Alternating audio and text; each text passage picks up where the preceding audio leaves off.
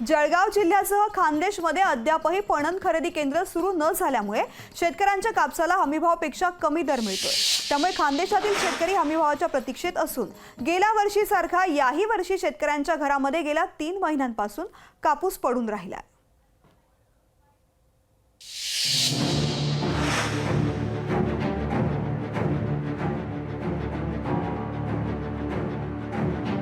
सीसीआयने पणन महासंघाला कापूस खरेदीसाठी मंजुरी दिल्यानंतर जानेवारी महिन्यात पणन महासंघाकडून कापूस खरेदीला सुरुवात होईल असे संकेत होते।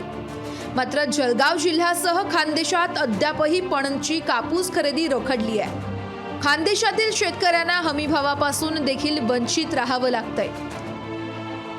आधीच दुष्काळ आणि अवकाळीमुळे कपाशीचं मोठ्या प्रमाणात नुकसान झालं असताना दुसरीकडे हाताशी आलेल्या कापसाला हमीभावापेक्षा कमी दर मिळतोय। त्यामुळे किमान हमीभाव मिळावा अशी मागणी शेतकऱ्यांकडून केली जाते।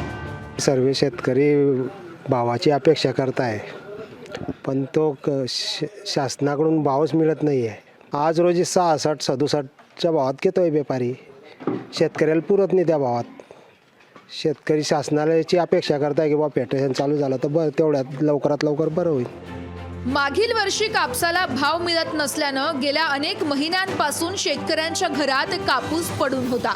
याबाबत शेतकऱ्यांनी रस्त्यावर उतरून आंदोलन देखील केलं। मात्र तरी देखील अपेक्षेप्रमाणे शेतकऱ्यांना भाव मिळालाच नाही। त्यामुळे अनेक महिन्यांपासून घरात पडलेल्या कापसाला मिळेल त्या भावात विकावं लागल्यानं शेतकऱ्यांना मोठं नुकसान सहन करावं लागलं। तीच परिस्थिती यावर्षी देखील पाहायला मिळतेय। शेतकरी हमीभावाची अपेक्षा करतायत।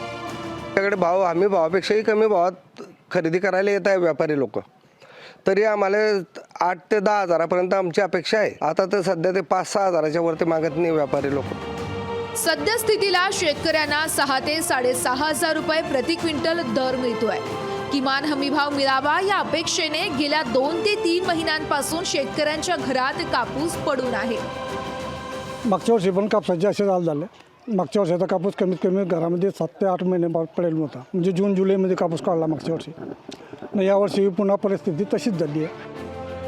कापूस हे शेतकऱ्यांचं पांढरं सोनं मानलं जातं, त्यावर शेतकऱ्यांचं आर्थिक गणित असतं। मात्र गेल्या 2 वर्षांपासून नैसर्गिक आपत्ती, गुलाबी बोंड अळी यासह इतर रोगांच्या प्रादुर्भावामुळे आधीच उत्पन्नात मोठी घट झाली आहे, तर दुसरीकडे कापसाच्या भावात देखील सातत्यानं घसरण होत असल्यानं शेतकरी हैराण झालाय।